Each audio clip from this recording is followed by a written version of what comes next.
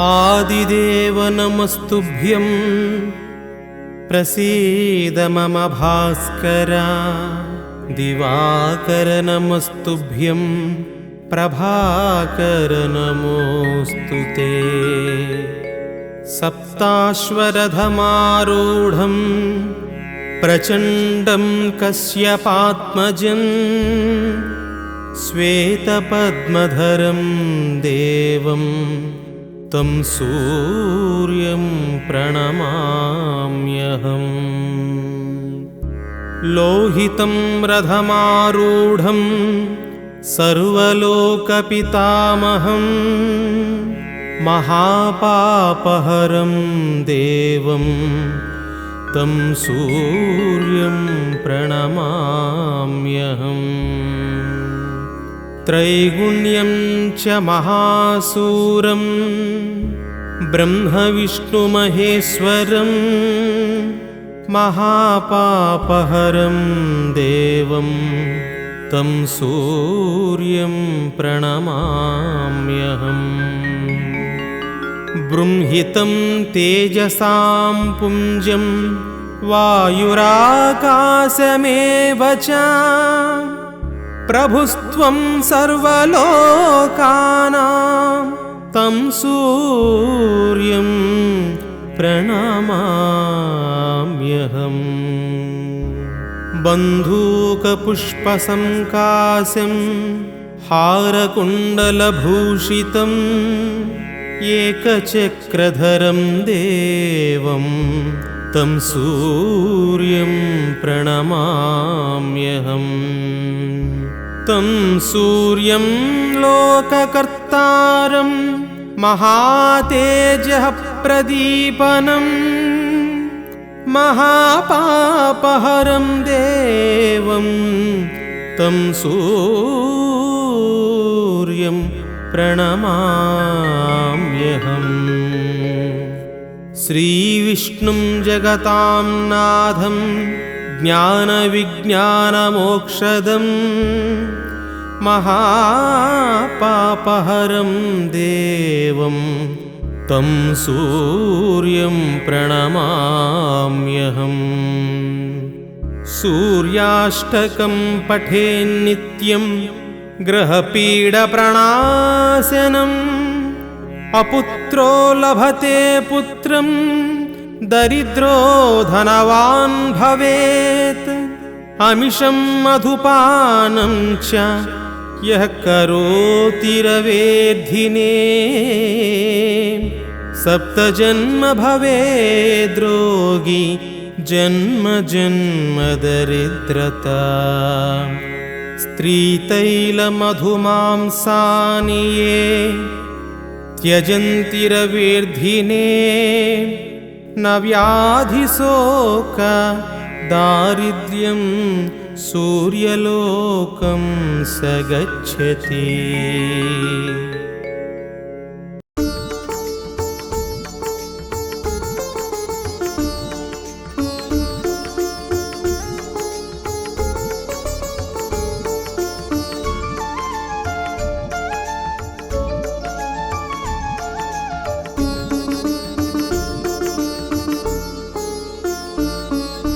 ततो युद्धपरिश्रान्तं समरे चिन्तया स्थितं रावणं च अग्रतो दृष्ट्वा युद्धाय समुपस्थितं दैवदैच्छः समागम्य दृष्टुमभ्यागतो रणम् उपागम्य ब्रवीद्रामम् अगस्त्यो भगवान् ऋषिः राम राम महाबाहो शृणु गुह्यं सनातनं येन सर्वा नरीन् वत्स समरे विजयिष्यसि।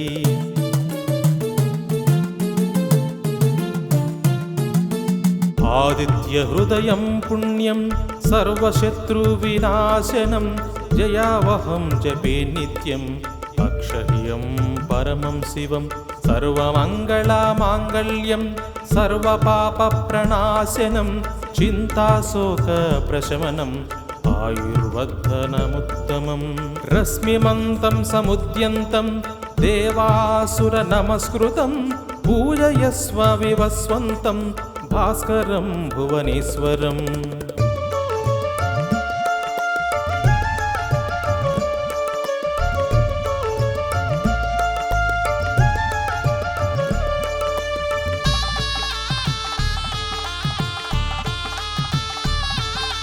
सर्वदेवात्मको ह्येष तेजस्वी भावनः एष देवासुरगणान् लोकान् पाति गवस्तिः एष ब्रह्मश्च विष्णश्च शिवः स्कन्दः प्रजापतिः महेन्द्रो धनदः कालो यमः सोमो ह्यपाम्पतिः पितरो वसवः साध्या यस्विनो मरुतो मनुः वायुर्वह्निः प्रजाप्राणः ऋतुकर्ता प्रभाकरः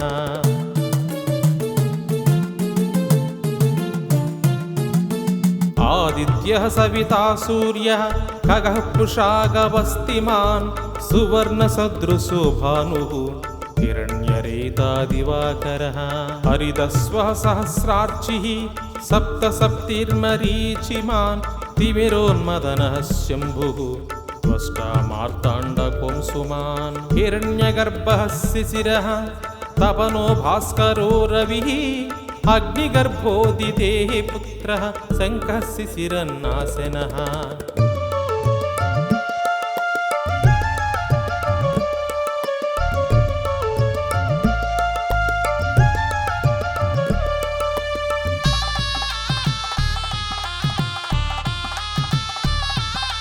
व्योमनाथस्तमो भेदी ऋग्यजुस्सामपारगः घनावृष्टिरपामित्रः विन्ध्यवीधिप्लवङ्गमः आतपी मण्डली मृत्युः पिङ्गळः सर्वतापनः कविर्विश्वो महातेज रक्तः सर्वभवोद्भवः नक्षत्रग्रहताराणाम् अधिपो विश्वभावनः तेजसामपि तेजस्वी द्वादशात्मा नमोऽस्तु ते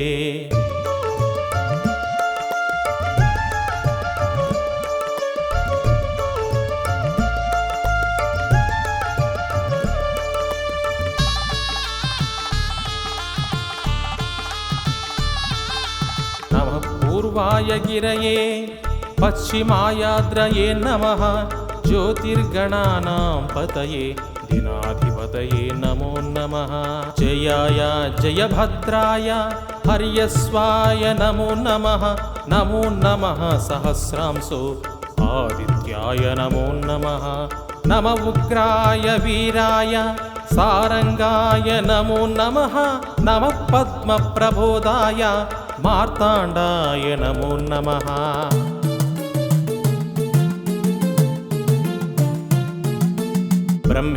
ब्रह्मेशानाच्युतेशाय सूर्य आदित्यवर्चसे भास्वते सर्वभक्षाय रौद्राय वपुषे नमः तमोघ्नाय हिमघ्नाय शत्रुघ्नायामितात्मने कृतघ्नघ्नाय देवाय ज्योतिषां पतये नमः तप्तचामीकराभाय वह्नये विश्वकर्मणे नमस्तमोभिनिघ्नाय रवये लोकसाक्षिणे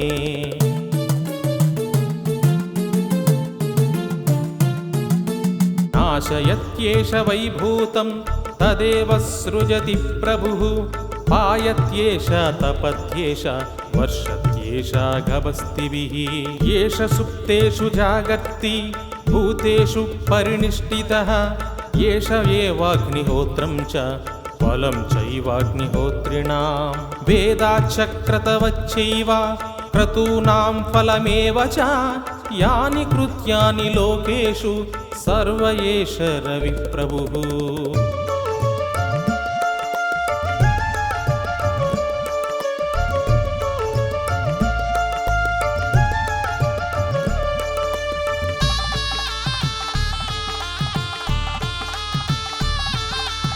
येन मापत्सु कृच्छ्रेषु कान्तारेषु भयेषु च कीर्तयन् पुरुषः कश्चित् नावसीदति राघव पूजयस्वैनमेकाग्रः देवदेवं जगत्पतिं एतत्त्रिगुणितं जप्त्वा युद्धेषु विजयिष्यसि अस्मिन् क्षणे महाबाहो रावणं त्वं वदिष्यसि एवमुक्त्वा तदागस्त्यो जगाम च यथागतम्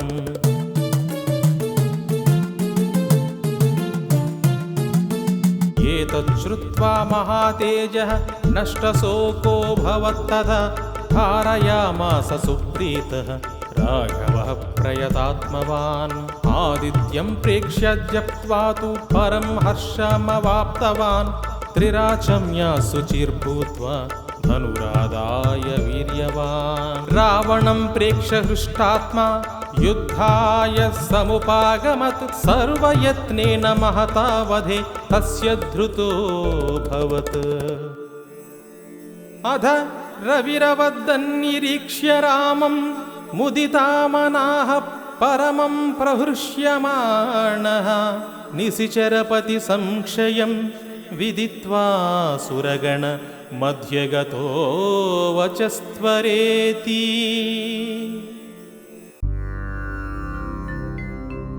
नमो देव्यै सुभद्रायै कन्यकायै नमो नमः शुभं कुरु महादेवी वासव्यै च नमो नमः जयायै चन्द्ररूपायै चण्डिकायै नमो नमः शान्तिमावहनो देवी वासव्यै ते नमो नमः नन्दायै ते नमस्तेस्तु गौर्यै देव्यै नमो नमः पाहि नः पुत्रदारञ्च वासव्यै ते नमो नमः अपर्णायै नमस्तेस्तु गौर्यै देव्यै नमो नमः नमः कमलहस्तायै वासव्यै ते नमो नमः चतुर्भुजायै सर्वाण्यै सुकपाण्यै नमो नमः सुमुखायै नमस्तेस्तु वासव्यै ते नमो नमः कमलायै नमस्तेस्तु विष्णुनेत्राकुलालये मृडान्यै ते नमस्तेस्तु वासव्यै ते नमो नमः समशीतलपादायै नमस्ते परमेश्वरी श्रियं नो देहि मातस्त्वं वासव्यै ते नमो नमः त्वत्पादपद्मविन्यासं चन्द्रमण्डलशीतलं गृहेषु सर्वदास्माकं देहि श्रीपरमेश्वरी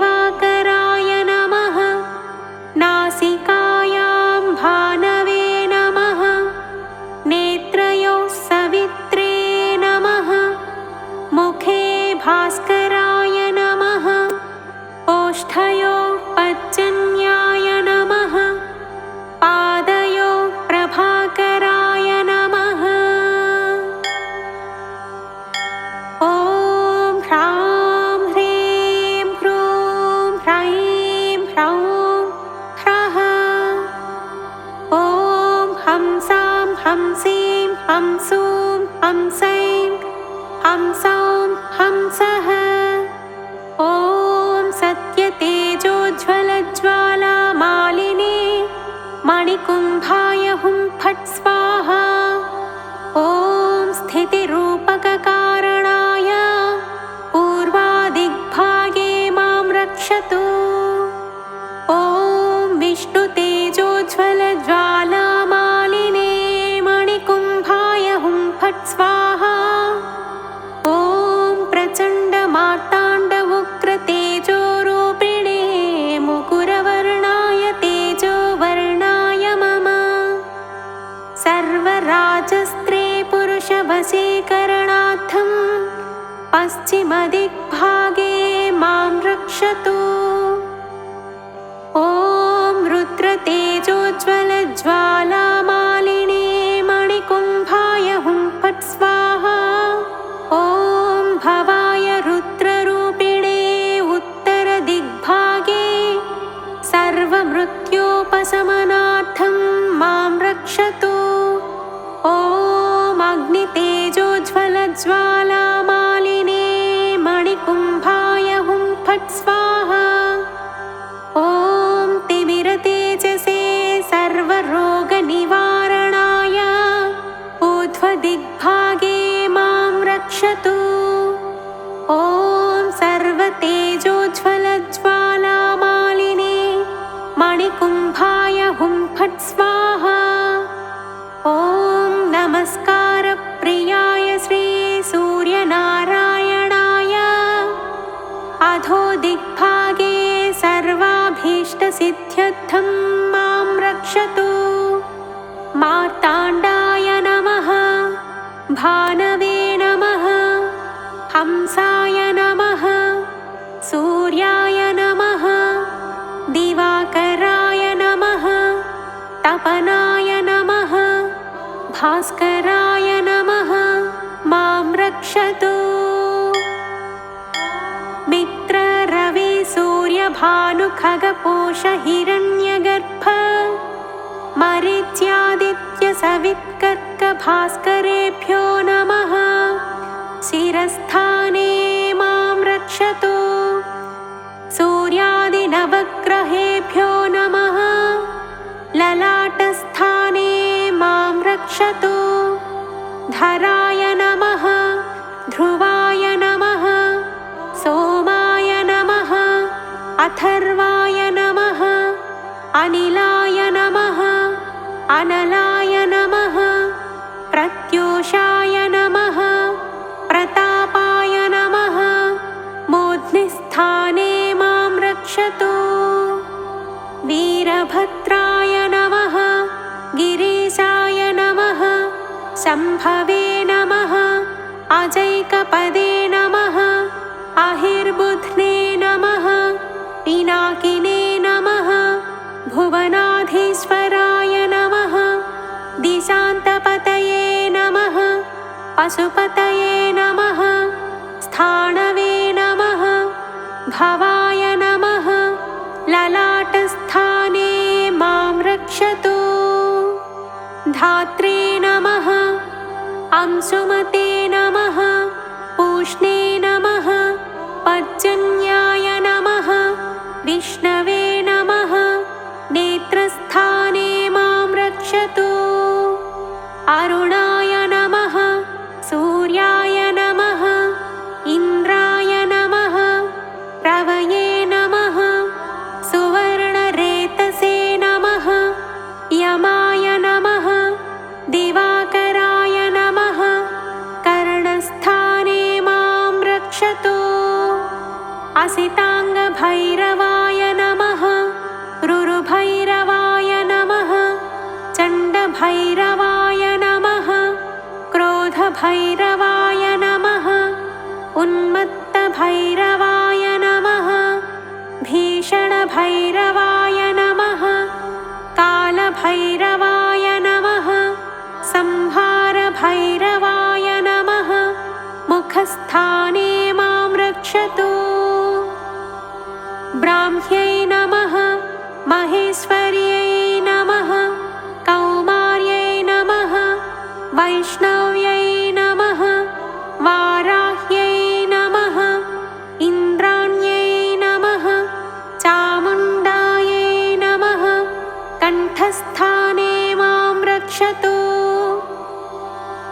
इन्द्राय नमः अग्नये नमः यमाय नमः निरृतये नमः वरुणाय नमः वायवे नमः कुबेराय नमः ईशानाय नमः बाहुस्थाने मां रक्षतु मेषादिद्वादश राशिभ्यो नमः हृदयस्थाने मां रक्षतु खड्गायुधाय नमः पाशायुधाय नमः अंकुशायुधाय नमः गदायुधाय नमः त्रिशूलायुधाय नमः पद्मायुधाय नमः चक्रायुधाय नमः कटिस्थाने मां रक्षतु मित्राय नमः दक्षिणहस्ते मां रक्षतु रवये नमः वामहस्ते मां रक्षतु सूर्याय नमः हृदये मां रक्षतु भानवे नमः मूर्ध्निस्थाने मां रक्षतु खगाय नमः दक्षिणपादे मां रक्षतु पूष्णे नमः वामपादे मां रक्षतु हिरण्यगर्भाय नमः नाभिस्थाने मां रक्षतु मरीचये नमः कण्ठस्थाने मां रक्षतु आदित्याय नमः दक्षिणचक्षुषि मां रक्षतु सावित्रे नमः वामचक्षुषि मां रक्षतु भास्कराय नमः हस्ते मां रक्षतु अर्काय नमः कवचे मां रक्षतु ॐ भास्कराय विद्महे महद्युतिकराय धीमहि तन्नो आदित्यः प्रचोदयात् इति श्री सूर्यपञ्जरस्तोत्रम्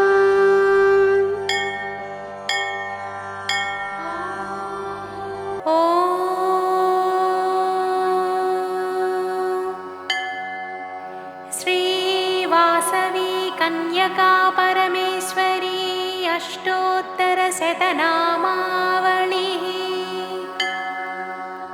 ॐ श्रीवासवाम्बायै नमः ॐ श्रीकन्यकायै नमः ॐ जगन्मात्रे नमः ॐ आदिशक्त्यै नमः ॐ देव्यै नमः ॐ करुणायै नमः ॐ प्रकृतिस्वरूपिण्यै नमः ॐ विद्यायै नमः ॐ शुभायै नमः ॐ धर्मस्वरूपिण्यै नमः ॐ वैश्यकुलोद्भवायै नमः ॐ सर्वस्यै नमः ॐ सर्वज्ञायै नमः ॐ नित्यायै नमः ॐ त्यागस्वरूपिण्यै नमः ॐ भद्रायै नमः ॐ